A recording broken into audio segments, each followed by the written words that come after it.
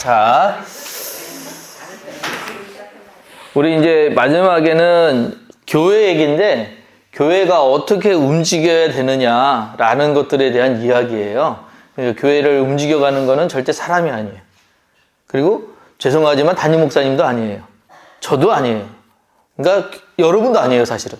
교회를 움직여가는 건 성령님이 움직이셔요. 그래서 그런 이야기들을 좀 오늘 나눌 것인데, 자, 처음에 에센스 들어가기 보시면 1번에 말씀과 성령의 교회 하면서 복음주의라는 게 나오고요. 은사주의라는 게 나와요. 복음주의. 들어보셨나요? 복음주의?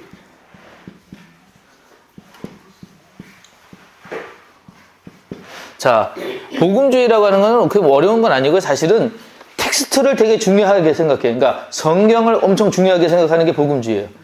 그러니까 성경에서 벗어난 거는 안 된다. 성경 그대로 해야 된다. 성경을 위주로 해야 된다라는 게 복음주의고, 은사주의는 성경은 텍스트고 교과서고 사실상 그걸 공부하는 사람들이 느끼는 체험과 경험들이 다를 수 있잖아요. 그게 훨씬 더 중요한 것이다 라는 생각이 은사주의예요.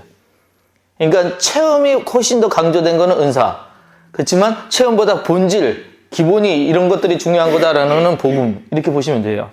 자, 그래서 보시면 이게 20세기를 기독교 양분하는 거대한 두 강줄기와 같습니다 라고 하면서 말씀을 강조하는 교회를 복음주의, 그리고 성령을 강조하는 교회를 은사주의라고 했습니다. 자, 근데 요게 지금 이제 꼭 나누려고 해서 이렇게 나눈 거지, 이게 각자 다 영향들이 있어요. 그래서 어디 하나가 그게 꼭 맞다는 건 아닌데, 되게 여기는 이걸 중요시한다 이런 얘기예요.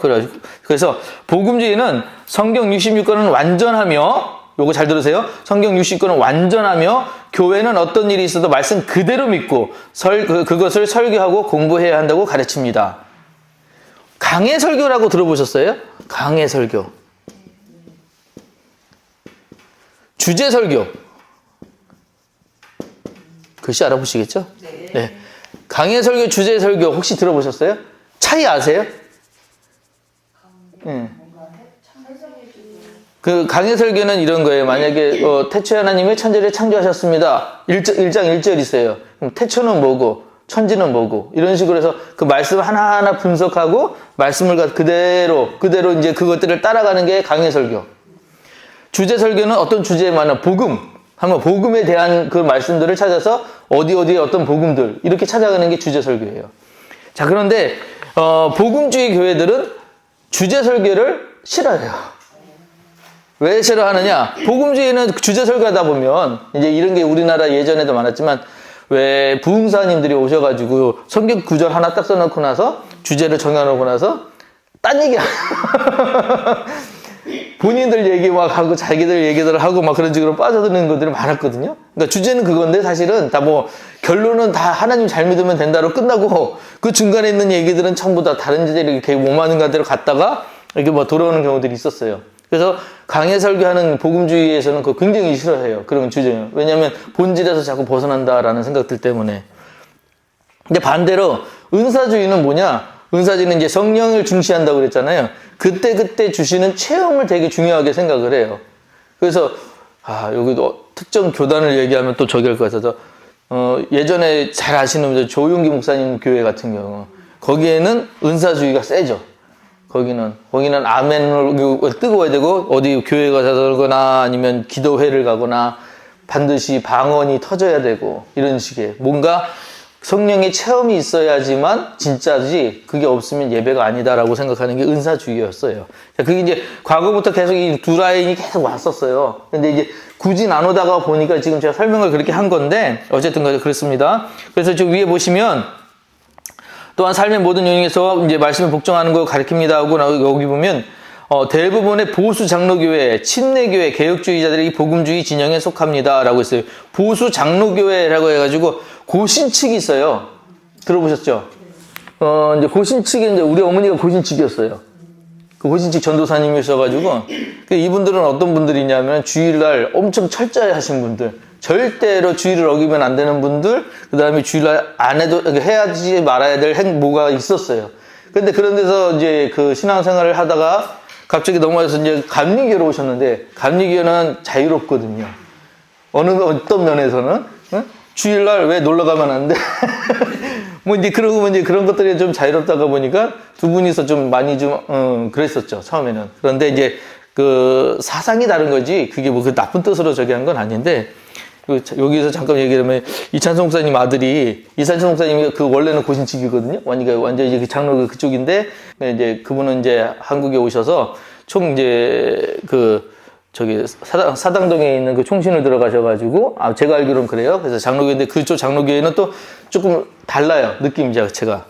근데 어쨌든 간에 장로교 그 전통은 어쨌든 주의를 잘 지켜야 되고 뭐 이런 것들이 있는데 그 아드님이 그 이제 자랄 때 그 주일날 그래서 아마 목사님이 뭐 영화도 못 보게 하고 막 그랬었던 것 같아요. 근데 이제 아드님이 자기 이제 영화 보러 가게 해달라고 허락을 해달라고 그러니까 네가 지금 제정신이냐 뭐 이런 식으로 해가지고 야단을 치셨던 것 같아. 근데 이제 이 아들이 방에 들어가서 막 울면서 막 소리를 지르는 게 뭐냐면 집사 아들은 되는데 왜 목사 아들은 안 되냐고. 그래서 무슨 얘기냐 집사 아들은 영화 보러 가도 된다고 그랬는데 왜 목사 아들은 안 되냐고 그랬다고 막 그랬는데 그게 사실은 이제 그 목사님 이찬성 목사님 설교 듣다 보면 잘 나오는 얘기가 그런 거예요. 지키려고 하시는 거예요, 자꾸. 그러니까 세속적인 것들이 너무 많다 보니까 얘네들이 모르고 그냥 받아들이는 것들이 너무 많으니까 그런 걸 지켜주고 싶어서 그런 행동들을 지금 하셨다라는 얘기들을 하더라고요. 그러니까 은사주의에 있는 분들은, 그러니까 복음주의에 있는 분들은 그 은사주의에 있는 자유로움을 못마땅하게 생각해요. 또한 은사주의에 있는 분들은 복음주의에 너무 고리타분하다고 생각을 해요. 이 두 양면들이 계속 가요. 그래서 지금 그런 이야기들이 우리 성경 이런 것들을 보면서 여기도 똑같이 나와요. 그래서 위에 거는 그냥 한번 읽어보시고요. 밑에 보면 복음주의, 은사주의 딱 나눠진 거 있죠. 표 나온 거. 거기 한번 보시면 딱 그냥 느낌이 오실 거예요.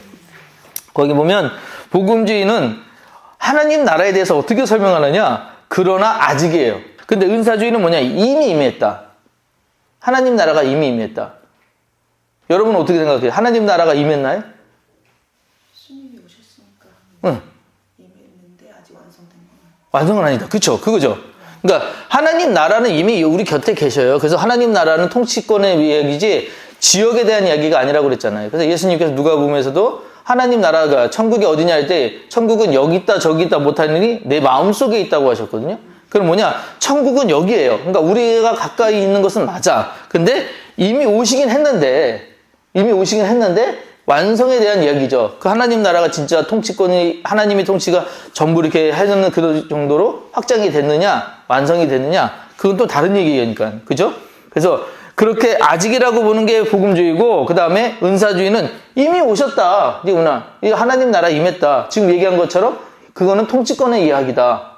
그 지역의 문제가 아니고 그 말씀 사역도 이렇게 보시면 복음주의는 닫힌 말씀 열린 말씀이 있는데 이게 무슨 말씀인지 아세요? 하나님 말씀에 대해서는 하나님 말씀만 중요하다고 생각하는 게 복음주의예요.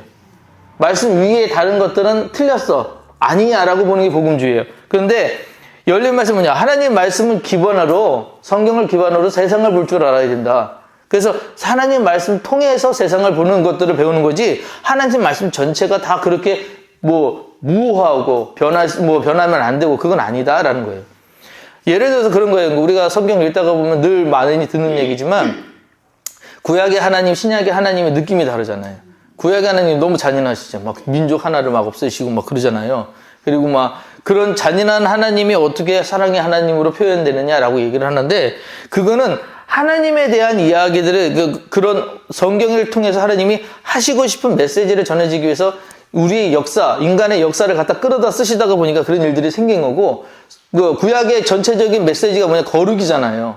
하나님이 어떻게 구별하시느냐 그에 대한 설명이 없거든요. 그러다 보니까 그런 것들이 그런 설명들이 들어가다 보니까 성경의 얘기인데 그러면은 구약에 했던 그대로 신약에도 해야 되냐는 아니라는 거죠. 그건 이해가 되시죠?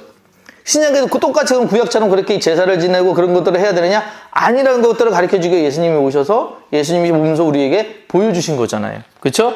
그래서 복음주의는 근데 그렇게 그 말씀을 그대로 지켜야 된다는 생각들 때문에 그 뭐 안식일에 대한 개념도 이분들은 좀 달라요. 그래서 좀 강해. 그런 것들을 꼭 지켜야 되는 것들, 틀리면 안 되는 것들. 성경 자체도 이거 66권 우리에게 주셨으면 요거만 지켜야 되는 분들이 좀 고리타분한 생각들이 없지 않아 있어요. 없잖아. 그런데 은사주의는 뭐냐? 아니다. 열렸다. 결말이 열렸어요. 우리 드라마 같은 거 보면은 끝날 때 애매하게 끝나는 드라마. 그 열린 결말이라고 하잖아요. 그죠? 그럼 그런 드라마 볼 때 우리가 생각을 하죠. 저건 해피엔딩일 거야. 아니면 저러다가 그냥 또 다시 또 새드엔딩일 거야. 우리가 결론을 짓잖아요.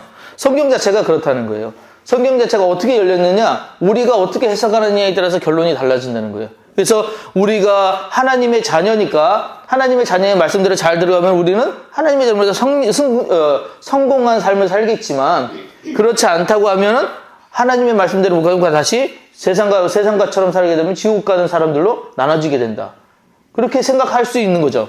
그렇게 그런 열린 결말들을 우리에게 주셨다라고 하는 것이 은사주의라는 것이죠. 그 다음에 기도 사역에 되면 말씀으로 기도한다 이거 있는데 이거는 되게 잘하는 게 천주교가 이거 되게 잘해요. 때마다 기도를 정해놔요. 그래서 뭐 어디에 기도 무슨 기도가 있어요. 그래서 밥 먹을 때 하는 기도 있고 병자를 위한 기도가 있고 만남의 기도가 있고 이런 식으로 기도가 다 나눠져 있어요. 그래서 그때 그 사람들은 그 기도를 해요. 그런데 저기는 은사주의는 어쩌면 기도가 그게 아니라 이게 무기야. 그래서 그때 이 기도를 하면서 상황들을 이겨내기 위한 기도들을 해요. 자, 이런 얘기들을 드릴 때 그러면은 이제 어려우실 거예요. 여러분들은 그럼 지금 어떤 기도하고 계세요? 어떤 느낌의 기도를 하고 계세요? 복음주의 기도를 하세요? 은사주의 기도 하세요? 그렇죠. 다 혼합을 하고 있어요. 다 혼합을 하고 있는데 되게 지금 여기를 우리가 감정을 내서 이쪽이잖아요.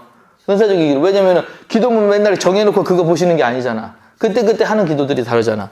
그러면 이제 이게 애매해지는 거예요. 나는 은사주의인가? 또 그것도 아닌데? 난 은사적인 거 아닌데? 또 그렇게 갈 수도 있다고요.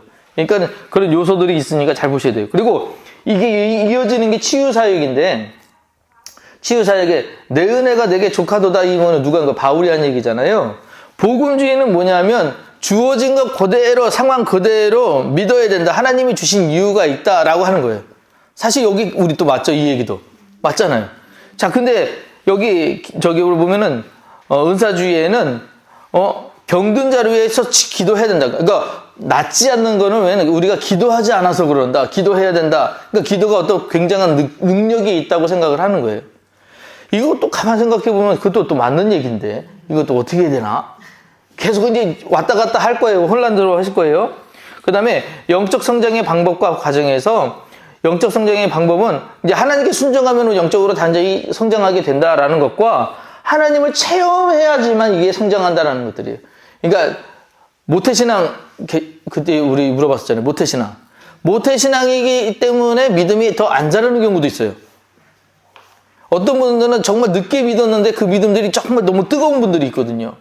그러면 믿음의 크기를 볼 때 하나님이 보실 때는 그 사람이 얼마나 오래 믿었냐가 아니라 얼마나 큰 믿음을 가졌냐를 끌 거 아니에요. 그죠? 그러니까 믿음의 질이 다르잖아요. 모태신앙이라도 믿음이 좋다 그러면 저는 진짜 좋아야 되잖아요. 너 아버지가 목사님이고 저는 태어나면서부터 그러니까 그죠? 근데 제가 믿음이 있냐라고 할 때 여러분하고 할 때 저도 장담을 못 해요. 왜냐면 저도 어떤 어려운 문제 있을 때 하나님 의지해야 된다는 답은 알고 있는데 그때 저도 막 고민하거든요. 인간적인 모습이 있어요. 그래서 근데 이제 그런 사람들은 뭐냐? 하나님을 체험하지 않아서 그런 거다. 체험이 있어야 된다. 아니다. 하나님께 그냥 순종하는 살고 있으면 언젠가는 하나님이 그것들을 이루어주신다 하고 하는 것들이에요. 그래서 그런 차이가 있는데 둘 다 또 다른 말이냐? 그건 아니에요. 다른 말은 아니야. 예배에 대한 거요. 복음주의는 초월의 하나님이에요. 그러니까 초월과 내재의 뜻을 아셔야 되는데, 자, 초월은 어떤 있는 것에 위에 계신 거잖아요. 이 모든 걸 관찰할 수 있는 능력을 가진 게 초월이에요. 내재는요, 그 문제는 아직 밖에 있어요. 문제들이 밖에 있어요. 그런데 내 안에서 나를 단단하게 지켜서 문제가 못 들어오게끔 나를 만들어가는 게 내재예요. 그러니까 하나님이 어떻게 영향을 끼치시느냐? 초월적인 나를 지금 나와 상관없니 멀리 있는 하나님이 자기의 능력으로 나를 끌어오셔서 여기를 보호하시는 하나님으로 보는 게 하나고, 이게 초월이고, 내재는 이 하나님이 위에 계신 하나님이 아니라 여기 계셔요. 내 안에 계셔. 그래서 나로 하여금 강하게 만들어서 그 상황들을 이겨나가게끔 성장시키는 하나님이라는 거예요. 이 두 개의 큰 차이가 있어요. 자, 근데 둘 다 달라요? 이게 왜 이 얘기가 나오냐면 초월의 하나님은 여러분 구약 성경엔 계속 초월의 하나님이에요. 내 안에 계신 하나님이 아니라 보면은 아브라함도 그랬고 모세도 그랬고 다 하나님 앞에 나아가요. 찾아가요. 하나님을 자꾸 만나려고 가요. 그리고 이 하나님한테 능력을 구하고 해요. 근데 신약 성경에 오면 예수님 이제 오셨을 때는 어떤 하나님을 찾냐면 그 말씀이 내 안에 있고 내 말씀이 그 안에 있는 거예요. 그래서 그분의 말씀을 따르기만 하면 내가 어떤 사람이 되느냐? 하나님과 같은 사람으로 성장해 나가는 거예요. 그래서 자꾸 교회 얘기하시고 그의 이 신앙의 성장을 얘기를 하시고 그래서 막 복 있는 자 얘기 하잖아요. 복 있는 자 얘기 아시죠? 그 마태복음 5장에 예수님께서 산상수훈을 하시잖아요. 산상수훈 할 때 사람들을 불러가지고 이제 앉혀놓고 이야기를 하시는데 우리는 심령이 가난한 자는 복이 있나니라고 했어요. 심령이 가난한 자는 복이 있나니 그래서 하늘이 저의 것이며 했더니 심령이 가난해야 복이 있구나라고 생각을 했어요. 우리 문법에 그죠? 근데 원래는 뭐라고 하면 제일 먼저냐 너 복이 있다가 먼저였어요. 사실은 예수님 말씀에 너 복이 있다 그랬더니 어떤 사람 심령이 가난한 자야 이렇게 된 거예요. 너 복이 있다 애통하는 자야 이렇게 됐어요. 이 차이가 뭐냐면 심령이 가난해야 하나님의 복이 임한 게 아니라 예수님께서 이제 이렇게 산 언덕 위에 이렇게 너무 높다.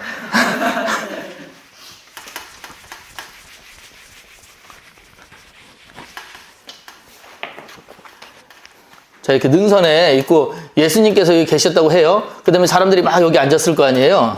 자, 앉아서 있는데 말씀을 하시는 게 뭐냐면 여기 와 있는 그 앉아서 지금 있는 이 사람들이 누구였냐를 여러분 보셔야 되는 게 예수님 주변에는 제자들이 있었겠죠. 그리고 그를 따르는 또 무리가 있었고요. 그 다음에 반대하는 사람들이 또 주변에 있었어요. 이 사이사이에 있었고. 근데 이 사람들이 여기 와 있는 사람들은 누구냐면 세상에서 외로운 사람들, 소외당한 사람들, 그 로마의 정권에서 피난받은 사람들, 가난한 사람들이 여기 와가지고 지금 뭐하고 있냐면 그냥 갈 데 없으니까 여기까지 밀려나온 상황이에요. 그러니까 우리로 말하는 마이너리티, 소외된 사람들이 여기 모였단 말이에요. 근데 그 가운데 예수님이 갑자기 떡 일어서서 하는 말씀이 니들 복이 있다라고 얘기하시니까 이 사람들 입장에서는 예수님 말이 어떻게 들렸냐면은 저게 무슨 황당한 말이야 이렇게 들렸던 거예요. 사실은 무슨 왜 저런 말을 하지? 라고 봤더니 하는 얘기가 심령이 가난한 자는 그러니까 복이 있다 너 심령이 가난한 자야 복이 있다 너 애통하는 자야 하면서 그 8가지를 계속 얘기를 하시는데 이 사람들이 내가 그러면 복이 있는 사람이었네 라고 사고가 바뀌기 시작하는 거예요. 생각이 바뀌기 시작하는 거예요. 그래서 저분이 왜 내가 복이 있다고 얘기를 하지? 그리고 내가 진짜 어떤 복이 있는 거지? 하고 얘기를 듣다 보니 이 뒤에 계속 이어지는 얘기가 뭐냐면 세상에서 가지고 있는 가치관으로 볼 때는 이들은 나고자고 실패한 자였는데 예수님이 계속 해주는 얘기를 보니까 너희들 더 할 수 있어. 누가 너의 오리를 가자고 하면 너 십리를 가고 원수도 너 사랑하라고 사랑하면 하나님의 나라가 너희한테 임하는 거야. 뭐 이런 식으로 설명을 하니까 이분들이 힘을 얻기 시작하는 거예요. 내가 망한 게 아니었구나. 내가 끝이 아니었구나. 나도 복이 있는 자가 되는 거였구나. 그래서 예수님을 또 따르게 되는 계기가 돼요. 자, 그래서 이런 이야기들이 이런 것들을 깨닫게 해주신 게 뭐냐면 그 내재하시는 하나님의 말씀이었고 예수님이 여기 같이 계셨기 때문에 일들이 일어난 거였거든요. 그렇죠? 무슨 얘기인지 이해가 되시죠? 그러니까 저기 계시는 하나님이 아니라 지금 우리와 함께 계시고 우리의 고난과 우리의 어려움을 다 알고 계시는 하나님. 그래서 마지막에 예수님이 십자가까지 지신 이유는 인간의 모든 고통을 다 포함해서 그만한 고통을 더 이상 겪을 수 없을 정도까지 최고의 끝을 보셨기에 그것을 보셨기에 우리는 우리가 갖고 있는 심정에서 아무것도 우리가 하나님 앞에 숨길 만한 것이 없는 거예요.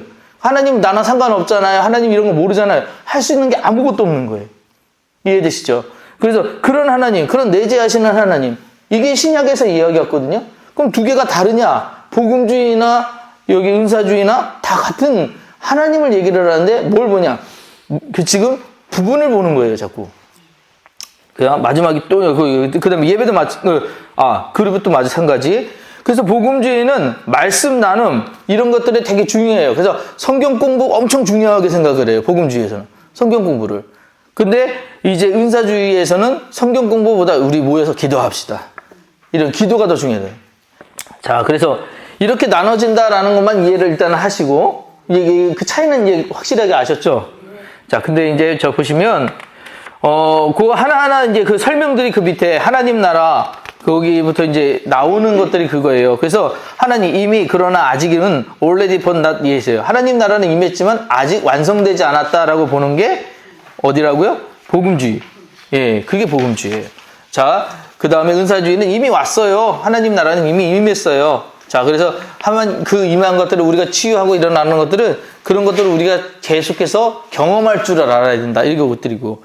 이제 기독교 세계관은 복음주의와 은사주의가 이제 여기 보면은, 하나님 앞에서 살아가는 게 굉장히 중요하다라는 말들은 해요. 하나님 앞에서 그 말씀에 그 겸손하게 우리가 대해야 된다. 그래서 코람데오라는 말 있잖아요. 코람데오. 코람데오가 하나님 앞에서라는 뜻이거든요. 코람이 앞에서라는 뜻이고 데오가 하나님이에요. 그래서 하나님 앞에서라는 거는 하나님이 여기 계신 거예요. 그래서 예전에 황 목사님이 설명할 때는 40cm 앞에 하나님 그러던데 40cm 앞에 그건 정말 친밀한 하나님. 근데 여기 계신 하나님이 코람데오예요. 근데 여기 은사주의에서는 여기서가 아니라 하나님 여기 있는 게 아니라 여기 계셔요. 아예 이 안에 계셔. 그래서 내가 뭘 하게끔 이 안에서 계속 감동 주시고 뭔가 바꾸게 하고. 그러니까 앞에만 계신 하나님이 아닌 내 안에 계신 하나님. 이게 차이예요. 그 다음에 말씀 사역도 복음주의는 말씀 아까 지금 설명한 대로 닫힌 거냐 열린 거냐 그 차이가 있고 기도 사역도 말씀으로 기도하느냐와 은사로 이제 체험으로 기도하느냐 이것은 다르다. 그래서 근데 이제 은사주의에 대해서 우리가 또 아셔야 되는 건 은사주의가 하도 체험을 중요하다고 보니까 이거에 너무 심취해요. 이거 너무 심취해요. 혹시 수련회 때 학교 다니실 때 수련회 때 가신 경험 있으죠? 이거 안 받으면 큰일 난다고 들어보신 적 있어요? 그러셨죠? 응. 이거 예전에 그거 있었어요. 응. 방언을 받아야 하나님의 뭔가 그 뭐라고 그러지? 얘가 진짜 체험 은사를 받은? 그렇지, 그 표식이 있다. 하나님이 그래. 그래서 이 방언을 해야 된다고 그러니까 저도 그랬지만은 저도 방언을 저 수련회 때 받진 않았는데 가면은 애들이 다 방언하는 거예요. 방언 안 하면 큰일 날 것 같아. 그러니까 뭐라도 해야 돼. 막 그런 일이 있어요. 뭐라도 해야 돼. 그러니까 뭐라도 말을 해야 되고 뭐를 해야 돼. 근데 방언을 해야 될 것 같은데 안 돼. 방언이 안 나오는데 방언을 알아야 방언을 하지. 그리고서 저는 그래서 되게 패배주의 좀 있었어요. 그래서 나는 안 되나 보다. 나는 하나님이 나는 사랑하지 않나 보다. 방언을 받으면 진짜 뭘 하냐면은 하나님의 뭔가를 심은 걸 깨달을 줄 알았어. 그래서 하나님이 진짜 나를 사랑하는 줄 알고 그래서 방언 달라고 엄청나게 기도를 했어요. 그러다가 실제적으로 하나님이 방언을 주셨어요. 방언을 해요, 저도. 하는데 문제는 뭐냐? 방언을 해도 기도가 똑같아요. 무슨 얘기인지 아세요? 그냥 기도해도 기도해요. 방언을 해도 그 기도예요. 차이가 없어. 그러니까 방언 기도를 한다고 해서 하나 좋은 거는 방언 기도는 길게 해도 별로 이렇게 저기가 없는데 힘들진 않은데 그냥 기도는 하다가 보면은 조금 금방 이렇게 생각하다가 끊어지고 이런 것들이 있어요. 근데 방언 기도는 그냥 쭉 할 수가 있거든요. 그 차이지. 어쨌든 기도는 그렇게 했다고 해서 기도하고 나서 난 얼마나 은혜로웠는지 몰라요. 와, 나 방언 받았어. 그런데 나와서 생활하다 보니까 똑같은 거예요. 아무것도 변하는 게 없는 거야. 그러니까 은사주의가 좀 생각하는 게 뭐냐면 방언은 그러니까 성경에서 바울도 그거 되게 경고하잖아요. 방언은 할 수 있지만 방언은 자기만 하면 돼요. 대외적으로 이렇게 모인 사람들이 많은 데서 방언 기도하는 거는 아니에요. 그거는 의미가 없어. 왜냐면 방언 기도와 하나님과 나와의 어떤 그런 것들 관계에서 할 수 있으면 하면 돼요. 근데 방언 기도가 표식이 아닌데 그거 받아야 된다고. 한번 얘기 나온 김에 하나 더 할게요. 저기 최일도 목사님이라고 다일 공동체 혹시 아시나요?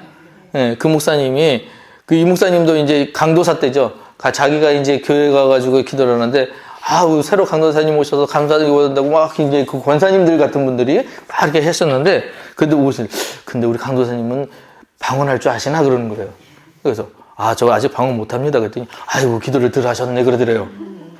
그래가지고 기도를 그래서 이번에 우리 그 강도사님 꼭 그 방언하실 수 있게끔 우리가 기도해드려야 되겠다고 막 그러면서 방언에 대한 그런 걸 막 자꾸 이렇게 하더래요. 푸시를 하더래요. 그래서 기도를 이제 하는데 그 권사님들이 주변에서 같이 기도하실 거 아니에요. 기도를 하시는데 저분들이 내가 방언 안 한다고 그러면 실망할 것 같고 방언을 어떻게든 내가 받았다고는 해야 될 것 같은데 못 하겠는 거예요. 그래서 방언이 나와야 되고 방언 주세요. 방언 주세요. 하나님이 그냥 주시는 것도 아니고 그래가지고 고민한 게 뭐냐면 고민하다가 자기가 한 방법이 뭐냐면 그 주기도문 있잖아요.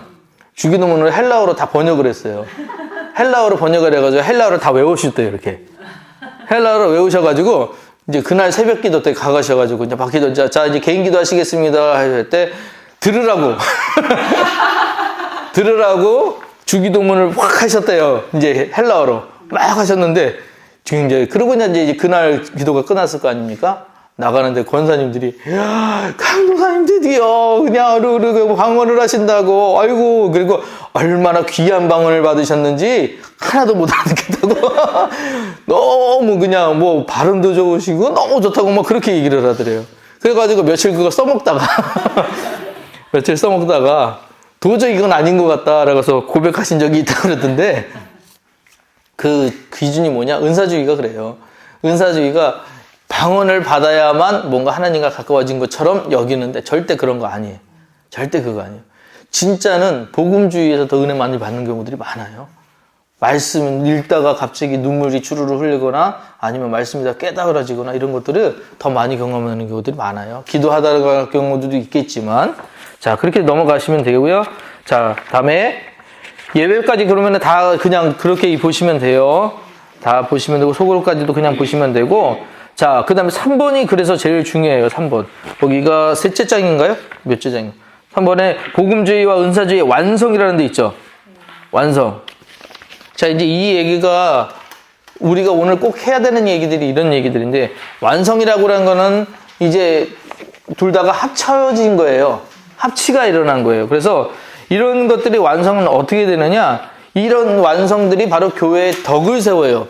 교회의 덕을 세운다는 건 뭐냐면, 덕이라고 하는 걸 우리가, 아, 저 사람 덕스러워 뭐 이렇게 얘기를 하지만, 사실 우리는 덕이라고 하는 건 소금하고 빛 생각하시면 돼요. 너희는 세상의 빛이요 소금이 하셨잖아요. 그러니까 사람들이 우리로 하여금 영향력을 받고, 우리로 하여금 그 빛으로 인하여 예수님을 바라보게 하는, 그게 우리가 덕 세우는 거거든요. 근데 이 덕을 세우기 위해서는 은사주의가 필요하냐? 아니면은 뭐 복음주의가 필요하냐? 아니라는 거예요. 덕에는 이 어느 부분이 아니라 이게 전체가 다 이게 덕이에요. 그래서 필요한 거예요. 그래서 모든 은사는 교회의 덕을 세우기 위해 주신 것입니다. 우리에게 주신 말씀의 깊이도 교회를 세우기 위해, 그 다음에 우리에게 주시는 은사, 그러니까 어떤 분이 이제 기도하시다가 보면 그런 하나님께서 이럴 때 은사를 주실 때가 있잖아요. 각각의 그 능력에 따라서 주시는 경우도 있고, 그래서 그런 거를 주실 때 그냥 준 게 아니라 교회 세우라고 주시는 거라고요. 여러분에게 주시는 어떤 능력들, 재능들 다 포함해서 그것은 교회를 세우라고요. 그럼 교회가 어떤 역할을 하기에, 교회가 연약한 자들을 교회를 불러들여서 고쳐서 강하게 만들어주는 것이 교회이니까, 교회 안에서 그 협력하는 일들을 하기 위해 모이는 것이 교회니까, 그래서 교회 안에 덕을 세우기라고 그런 것들을 주셨다고요. 때로는 교회 안에 모이는 분들 가운데 모두 다 성격이 유한 분은 없잖아요. 다 그럴 순 없잖아요. 성격이. 어떤 분은 진짜 뭐 이렇게 모난 분들 많아. 그런데 조직이라는 걸 봤을 때, 그 모난 분이 가지고 있는 성격이 필요할 때도 있어요. 양이요, 무리를 지어 생활을 하잖아요. 근데 들어보셨어요? 양만 놓으면 죽어요.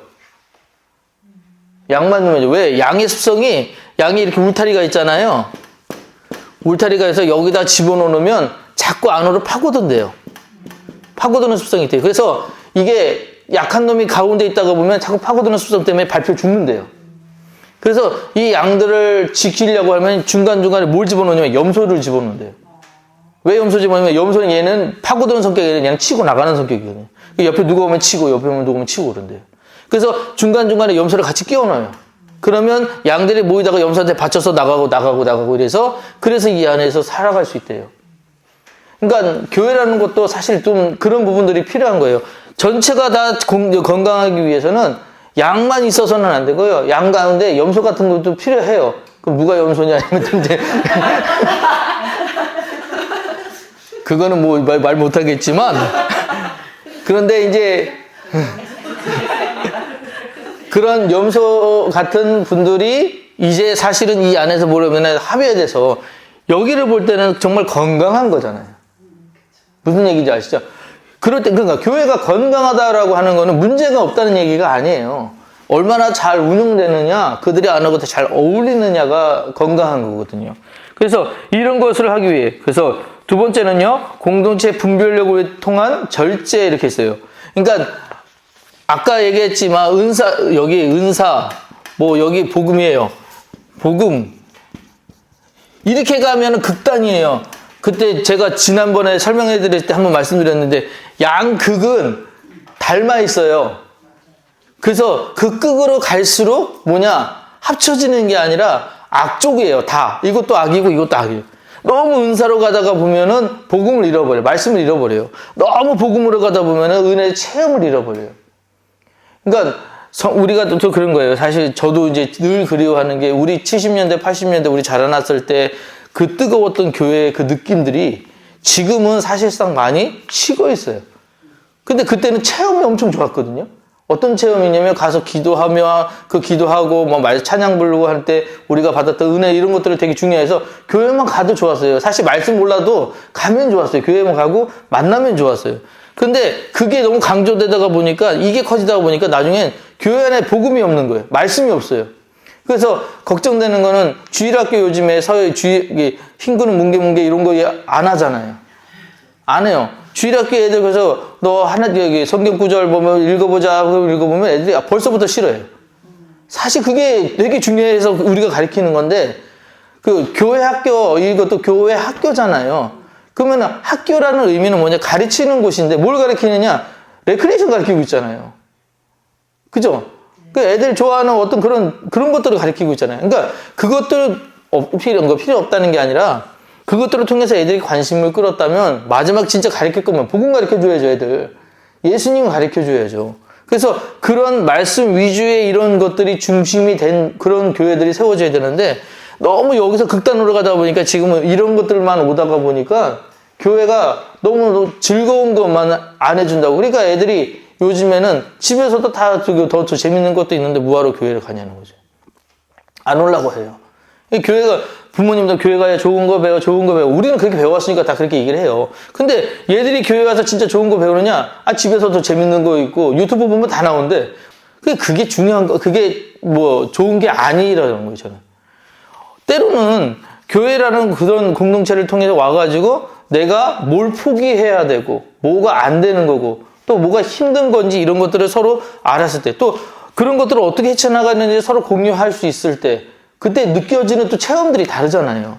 그런 것들이 교회 안에 있어야 되는데 그 교회가 그런 역할들을 못 해주고 지금 약간 약간 한쪽으로만 가고 있는 느낌들이 있더라는 거죠. 그래서 이런 것들을 우리가 뭐 해야 되면 절제라는 단어를 통해서 하셔야 되는 거예요. 절제. 너무 끝으로 가지 않기 위해서 너무 저쪽으로 가지 않기 위해서 이 절제가 필요한데 균형을 지키는 게 되게 중요한데 그게 분별력이라고 저는 생각해요. 복음에서 우리가 얼마나 많이 저쪽으로 치우치지 않았느냐 이쪽으로 가지 않았느냐 이것도 분별력이 필요해요. 그러니까 교회에서 한다고 나서 다 옳은 건 아닐 수도 있다는 얘기예요. 되게 지금 위험한 얘기하고 있는데 교회에서 한다고 다 정말 옳은 건 아닐 수도 있어요. 왜냐하면 교회가 가고자 하는 방향이 세상과 똑같이 성장과 아니면 성공에만 맞춰져 있다면 그건 문제예요.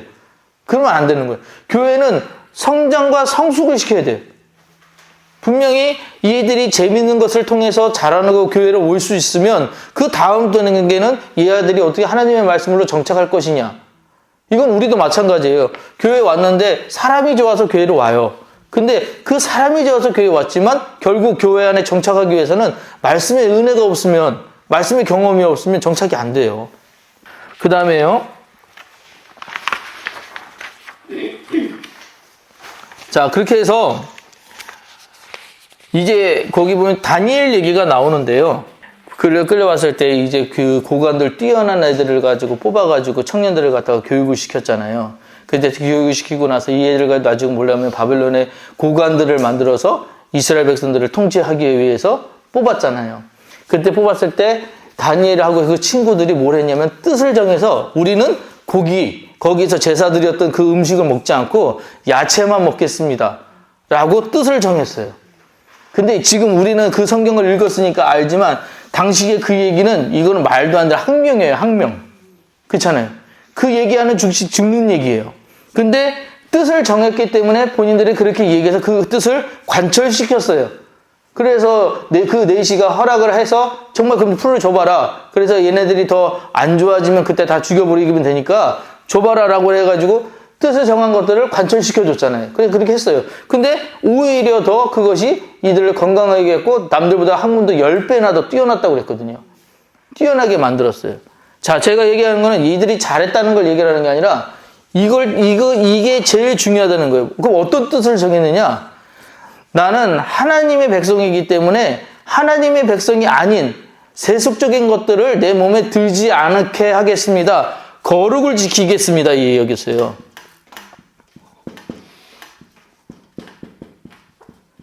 이 얘기였어요. 나는 거룩하겠습니다. 직장 생활 하시잖아요. 직장 생활을 하시면은 예수 믿는다는 얘기들을 자연스럽게 이렇게 하시죠. 막 하실 수 있죠, 이렇게. 응? 나 예수 믿는 거 하실 수 있죠. 그러면은 사람들이 옛날에는 좀 그러죠. 그렇게 저는 그런 경험이 있었어요. 저는 이제 사회생활도 좀 했잖아요. 교회 다닌다고 그러면 그렇게 술을 먹이려고 그래요.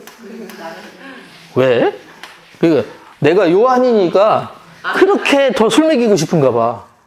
자꾸 나한테 술 먹여. 근데 나는 어릴 때부터 뜻이 그거였어요. 절대로 그건 아니다라는 거는 안 하는 그런 게 있었어요. 그래서 뭐 정말 그런 사람들도 잘 만났고 나중에 절 지켜주는 분도 계셔서 그건 안 했지만 거룩한 것들을 자꾸 무너뜨리고 싶은 사람들이 그걸 타부라고 얘기하더라고요. 타부의 습성들이 사람들 속에 있대요. 자, 근데 이 타부를 하기 이런 사람들이 많은 이런 가운데서 뜻을 정한다는 게 쉽지 않아요. 왜냐하면 뜻을 정한 사람은 그 순간에 도태되기 시작하거든요. 쟤는 어차피 안 가는 애, 쟤는 어차피 술 안 먹는 애 이렇게 돼버리거든요. 그러면 나중에 관계에 있어서 아니 지난주에 밤에 같이 축구 본 자하고 안 본 애하고 말이 달라지잖아요. 너 봤어? 본 애하고는 얘기가 잘 되는데 안 본 애하고는 안 봤으니까 얘기가 대화가 안 되듯이 드라마 뭐 좋은 거 봤는데 드라마 내용을 아는 애들은 서로 얘기가 잘 되지만 안 본 애하고 얘기가 안 되듯이 소통에서 조금 문제가 생기기 시작하는 거예요. 그때부터. 근데 그게 나중에 거룩한 사람은 도태되는데 이게 그냥 도태되는 정도가 아니라 나중에 뭐까지 냐면 얘네는 지들만 알아까지 지금 와 있어요. 교회 다니는 사람들에 대한 편견이죠. 예수 믿는 사람들은 자기들만 알아. 자기들만 거룩한 줄 알아. 자기들만 깨끗하려고 그래. 근데 이런 것들을 중에서 이런 가운데 우리가 뜻을 정한다는 게 어떤 것이냐? 이게 진짜 우리가 지금 필요한 게 아닌가라고 생각을 해요. 예수 믿는 사람들, 교회 다닌다는 사람들이 이 뜻이 잘못 정하다가 보니까 자꾸 세상 사람들이 구별을 못해요, 우리를. 정말 믿는 사람이야? 정말 믿음이 있는 사람이야? 믿음이 있는 사람이 왜 저렇게 자꾸 실망을 해? 낙심을 해? 자꾸 좌절을 해? 라고 얘기하잖아요. 뜻을 정하는 사람들은 사실상 하나님 하시겠지, 하나님의 뜻이겠지 라고 믿고 모든 상황들에서 이겨나갈 수 있는 힘이 있는 사람들이 뜻을 정하는 사람들이거든요. 근데 우리 가운데 지금 그런 뜻을 잘 세우고 가시는 분들이 계시냐는 거예요. 이렇게 질문할 때 저도 여기 걸려요, 사실은. 저라고 뭐 문제가 없겠습니까? 가정적인 문제가 없겠어요? 세상적인 문제가 없겠어요? 다 있어요.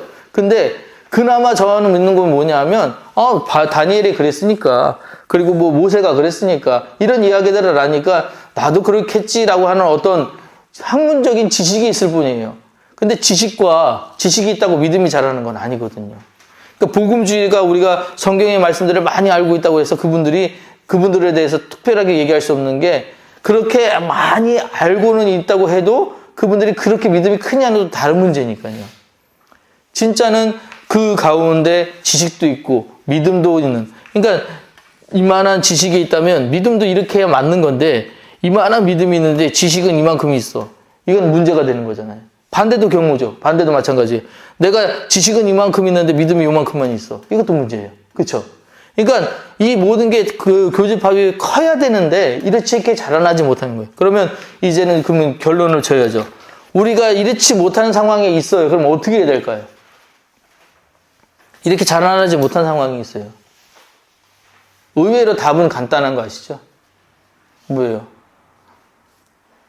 제 설명이 너무 어려웠어요? 어? 성숙해 하면 돼요. 자라나면 돼요. 아니, 목사님 그걸 몰라요? 아니요. 그거 하면 돼요. 그래서 뭐를 하면 되느냐면 어제보다 오늘 하나님 더 믿고 가는 거예요. 어제보다 하나님 더 진실하게 믿는 거예요. 그러니까 우리가 그래요. 우리가 하나님 앞에 있을 때 우리가 누구나 다 그런 어떤 뭐라 그럴까 거룩이라는 걸 위해서 살지만 거룩할 수 없어요. 그러다 보면 그럼 내가 거룩할 수 없으니까 그러면 나는 틀렸나? 아니요. 우리는 성화를 위해 살아가는 사람들이에요. 성화는 된 것이 아니라 되어가는 과정인 거예요. 절대 여기서 출발했다고 여기까지 이렇게 한 번에 못 가요. 오늘보다 내일이에요. 오늘보다 내일, 오늘보다 내일, 오늘보다 내일. 죄를 덜 짓기 위해서 나가는 거예요. 시간은 계속 크로노스로 흐르잖아요. 어쩔 수 없어요. 이 과정 중에 이 하나님께서 정말 거룩이라는 걸 카이로스를 주셔서 어떤 경험들을 주셔서 그걸 안 잃어버리게 해주시는 게 은혜라고요. 그게 하나님께서 내 삶 속에서 어떻게 역사하시느냐, 조금의 역사라도 있으면 그게 은혜라고요. 그렇게 주실 때. 이런 것이 없음에도 불구하고 우리는 날마다 성화를 위해서 가는 거예요. 이 성화가 그래서 우리 믿는 사람들한테는 굉장히 중요한 거예요. 거룩한 생활이 굉장히 중요한 거예요. 특별히 오늘 같은 시대에는 이 성화가 굉장히 중요한 게 뭐냐면 요새는 틀면은 어디선가 음란한 게 나오고요. 틀면 어디선가 그렇게 폭력적인 게 나오고요. 안 만날 수가 없어요. 그러니까 TV만 틀고 요즘엔 TV 문제가 아니라 또 애들 핸드폰의 문제잖아요. 저도 핸드폰 보다 보면은 이제 우리 아들이 그 얘기를 하는데 이제 사춘기가 오잖아요. 근데 얘는 그러니까 한 놈은 좀 무뎌요. 큰 놈은 무뎌. 작은 놈은 너무 예민해. 그래서 큰 놈은 그걸 받는지 안 받는지 몰라. 근데 작은 놈은 보고 나서 충격을 먹은 거야. 그래서 나한테 하는 얘기가 저한테 직접적으로는 나한테 혼날 것 같으니까 나한테 얘기를 안 하고 그러니까 아빠 자꾸 나쁜 생각이나 그래서 그래 나쁜 생각하면 기도해라고 나는 말았는데 엄마한테 가서 울더래요. 엄마한테 가서 엄마 사실은 그러면서 그러니까 지도 보고 싶어서 본 게 아니라 누르다 보면 글로 넘어가서 본 거야. 보고 나서 그러는 거야. 사실 엄마 그게 자꾸 나쁜 생각이나 그래서 엄마가 괜찮아 그럴 수 있어 그런 거는 보여주는 거니까. 근데 얘가 그게 사실은 어른들이 들어가는 유튜브를 들어가서 사실은 그렇게 아동용으로 저희가 해줬는데 지가 그걸로 안 들어가고 엄마 걸로 들어가다 보니까 그런 일이 있었어 가지고 지도 잘못한 걸 알면서도 갔던 거예요. 그러니까 그게 너무 저희가 찔리는 거야. 그러니까는 엄마 미안해 뭐 그러면서 울더래요. 그래가지고 나중에 저도 이제 얘기를 해주고 했는데 우리 아들만 그렇게 했냐고요. 다들 애들이 그냥 누르면 다 들어가요. 근데 정말 묻어난 애들, 근데 잘 숨기는 애들은 뭐 그런 거 나 안 봤어 뭐 이러고 말면 되는데 이게 안 되는 거야 얘는. 이게 그러니까 뭐 그렇게 근데 그렇게 상처받는 애들이 있다라고 하는 거는 뭐냐? 하나님이 우리에게 진짜 주셨던 본성에는 다 그럴 거예요. 거룩하니까 깨끗하니까 너희들 그런 것들 생각보다 그런 나쁜 쪽의 생각들보다 좋은 것만 하고 살아라고 분명히 주셨을 텐데 세상이 그렇지 못하잖아요. 그러면 우리가 여기서 두 가지예요. 복음주의로 그냥 애들이 가서 딱 지켜줄 것이냐 아니면 은사주의로 그것들을 갖다가 구별시켜줄 것이냐 안 된다고요. 두 개가 다 필요해서 세상을 살아가게끔 해줘야 된다고. 살아가게끔. 그래서 말씀의 기준을 삼아서 말씀을 통해서 애들이 강하게 만들어지고 은사를 통해서 그것을 체험함에 가는 재미를 느끼게 해주는 거. 그게 우리가 해줘야 될 일들이라는 거예요. 교회 안에 그것들이 또한 그런 교육들이 계속 이루어져야 돼요. 그게 되지 않으면 교회 자체가 성령이든 말씀이든 어디 한쪽으로 치우치게 돼 있거든요. 그 치우친 교회는 건강한 교회 아니라고요. 여기까지 이해되셨죠?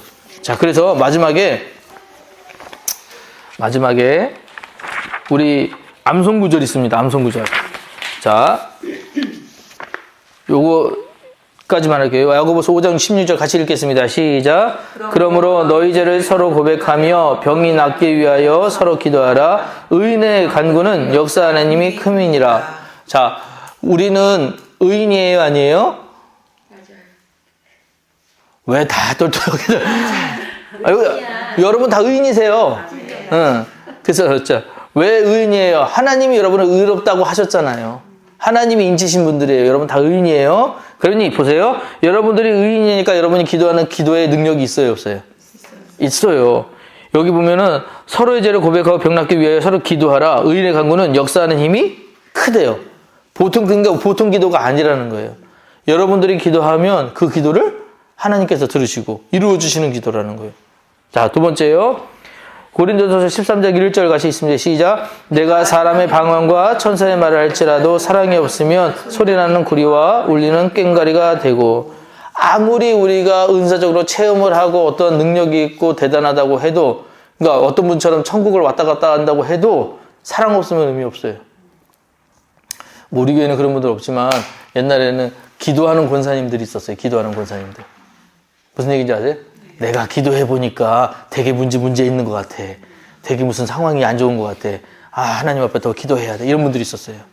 기도하는 권사님들. 자, 근데 그분들이 대개들 뭐 인정받는 분들도 많지만 대개들 교회 안에서 되게 왕따예요. 그런 분들이. 왠지 아시죠? 고집 세지요. 자기 말 안 듣는다 뭘 하죠. 그런 분들이 되게 많거든요. 자, 그러면 이게 왜 그렇게 되는지를 아셔야 되는데 뭐냐? 하나님 음성은 하나님이 예전에는 선지자를 통해서 들려주셨어요. 이유가 있었죠. 하나님과 대면하기 어려워하는 백성들, 특히 하나님께 가까이 가지 못하는 백성들을 위해서 깨닫게 해주셔서 나비라는 선지자를 보내셔서 하나님 말씀을 대언하게 해주셨어요. 그 사람들을 지금은 예언자라고 불러요. 그죠? 나비라는 사람들, 예언자. 그 예자가 미래를 알고 예언하는 미래 예자가 아니고요. 맡길 예자예요. 말씀을 맡긴 사람들. 그래서 하나님이 이렇게 말씀하셨어 라고 하고 설명해 주는 사람이 나비라는 예언자들이었어요. 근데 이 예언자들이 옛날에는 그렇게 왔는데 예수님 이후에는 나비들이 안 나타나요. 없어요. 왜 그러실까요? 이미 말씀을 다 해주셨어요. 성경을 통해. 그래서 그게 필요가 없는 거야. 그러니까 그렇다고 그러면 그분들이 누구 나가서 기도해줘가지고 이런 느낌이 있다는데 그럴 수도 있죠. 하나님이 뭐 급할 때는 특별 은사가 있으니까 특별 예언을 하실 수가 있겠죠. 그렇지만 대개 거는 다 개개인에게 이미 다 알려주셨기 때문에 누군가에게 그렇게 특별하게 주진 않으세요. 자, 그래서 우리가 방언과 천사의 말 이런 것들 은혜 보면 진짜 중요한 건 뭐냐? 사랑이라는 거예요. 사랑하는 사이라고 하면 목표가 같아야 되고 같은 방향을 바라보는 게 사랑이라고 생각을 해요.